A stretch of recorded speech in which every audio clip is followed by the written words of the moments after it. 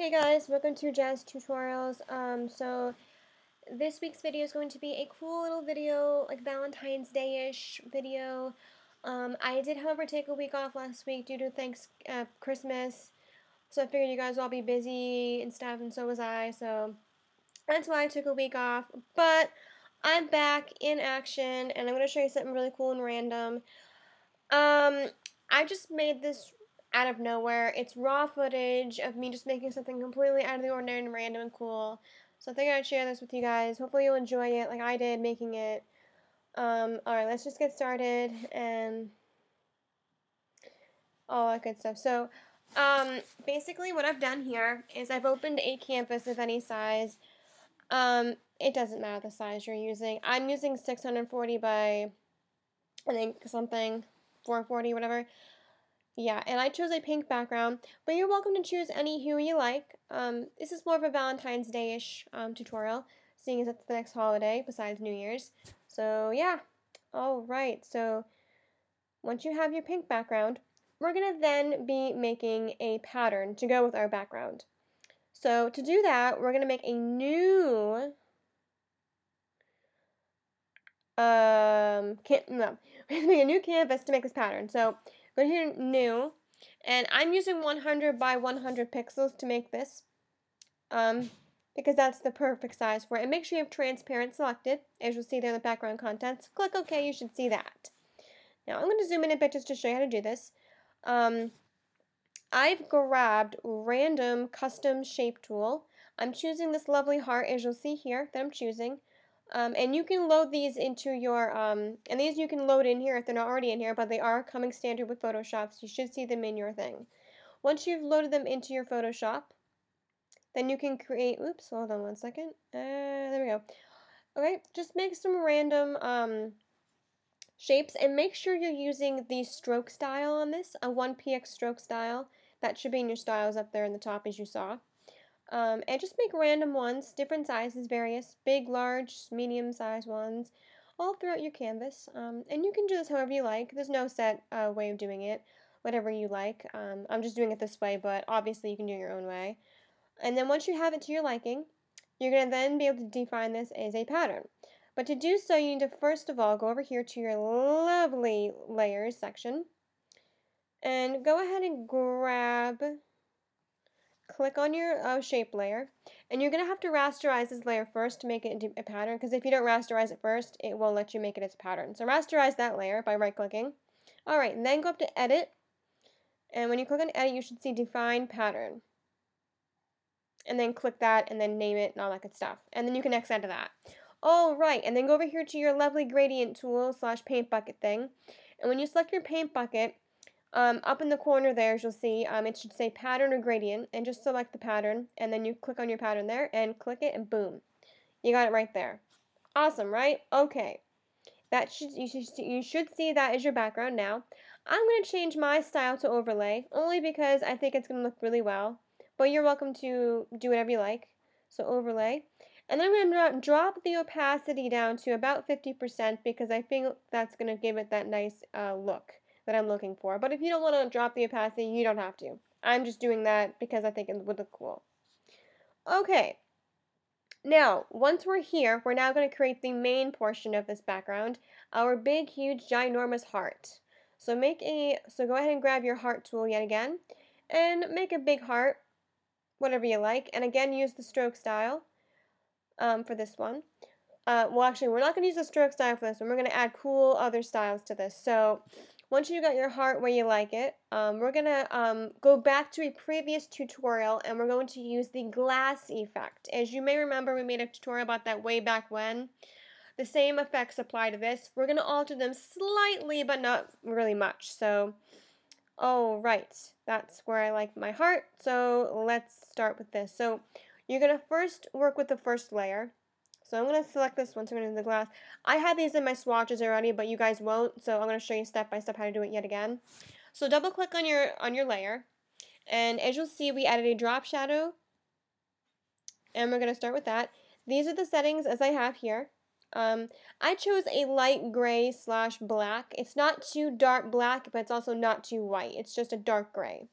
multiply for your color, 75% opacity. You got 11, 0, and 6 for your size and all that. Then I added a bevel and a boss. And these settings here, so outer bevel, chisel hard, and as you see.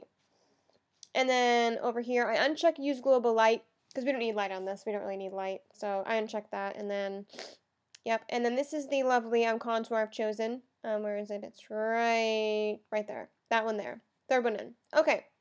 And then down below, you have linear light with a white color, and that's 75% opacity. And then you have for your shadow mode a light gray with a multiply shadow mode and 75% opacity. Okay, I checked contour on that one, so let's go there. Oh, we didn't add a stroke. What the hell? Oh, yes, we did. Okay, we added a stroke here. Sorry. And it's outside. It's a white stroke with a 0% opacity. You'll see it eventually. It'll give it that cool effect. So click that and boom. Click OK, you're good to go. That's where that is. So you should see that. If you don't see that, then go back and alter something. Okay, now we're going to duplicate that layer, and we're going to do it on the second one. We're going to add some more effects. So duplicate that shape layer, and then again, double click the second one. Uncheck all the ones you just did, and then click on new ones. Inner glow should be white with an overlay, 75% opacity. And your noise, get rid of the noise, because that's going to make it look really stupid. So get rid of your noise and make that 0%. Alright, and then these settings here, and then, yeah. Alright, got that? Okay, sweet. We're really making progress here. This looks pretty cool. Alright, now I'll click on Bevel and Boz. And we changed this up a bit from the previous one. So you have smooth, inner, and 100% depth up and all that stuff. And uncheck use global light yet again. We don't need that. And the same degrees apply here as we did before. As you'll notice, your contour is this one here. Where is it? Aha, it's right there. That one there. And then white and black for your shadow and highlight mode. And screen and multiply and the standards. Okay? Got that? Alright. Sweet! Click on contour, and this one here is the same as it was in the first one. In the first layer, I didn't show you guys, but this is the same one. So just click this one for the first one, and you're good to go. Where is it? Oh my god, where is it? No, where are you? Well, it's in there. I just don't know right where. Oh, wait a minute. I think I know where it is. Wait, nope, maybe not. Well, anyway, I know it's in there. It comes standard with Photoshop, so if it's not already in there, load it from your presets and blah, blah, blah. Click OK, and you should see that. That piece of beautiful art right there is what you should be seeing. If you don't see that, then obviously you've done something wrong. You might want to go back and figure that out. Alright, I altered the opacity on this to around 50% just because I thought it would look really nice at that. But if you don't want to alter it, you don't have to. Or if you want to alter it a bit, but not too much, that's fine too. Alrighty, we're cooking with gas, guys. Oh, just look at that. Doesn't that look so cool? A glass heart, how nice. Now, I'm going to add some text, but if you don't want to, that's fine. But I just think text makes this tutorial even awesomer. So find any cursive text you like. I'm just using a random one I have on my computer, but by all means, use your own. I don't remember what this is called. I think it's called Naughty Gal or something. Anyway, I found it on dafont.com, I think. That's where I find most of my fonts. What the heck? Why isn't it centered? Oh, I hate sometimes Photoshop. It's being a douchebag right now. Erg! Center, you. Center, center, center. Oh my god, you know what I think happened? I think I have the text inside the stupid shape layer. So, I'm going to redo this text like right now. Delete, delete, delete. Okay, I'm redoing the text because I don't want it like that. I want it to be centered, like a cool kid. Yes, I am a cool kid. I like my font centered. Okay, here we go. Oh, yeah, I like it like that. That's how you want it. Launch text like that, not actually inside the shape layer. So make sure you type your text outside the shape layer and then move it into the shape layer. Alright, cool. I'm changing the color to a slightly Valentine's Day red color. Not too bright, not too dark, just kind of like that. Nice. Very nice. Subtle and sweet. I am going to set that to overlay because I like the way it looks. But now I don't. So we're going to alter the opacity down to 50 to 60%. Maybe 75. Yeah, 75%. Don't do the overlay. That looks dumb. So just alter your opacity and you're good. Okay, sweet. We have that. Now that's the basics of it, but we're going to add some more cool effects. Not that one yet, not that one yet. We're going to add this. This lovely texture I'll provide for you in the description box below because you will need this to make it look awesome. Take that lovely texture and apply it to the top of all your layers. And then set that lovely layer to overlay. And boom! Look at that coolness. I like it! Do you like it? Because I like it a lot. Alright, once you got that, you're going to be like even cooler than cool. You could alter this opacity if you need to, but I'm not going to. I'm going to go grab one of these here. Any of these you like. And we're going to paste these on here because we want to give our cool image a nice, subtle touch. Now, these I found on Google.com. So if you want some cool little effects, go to Google.com and find them.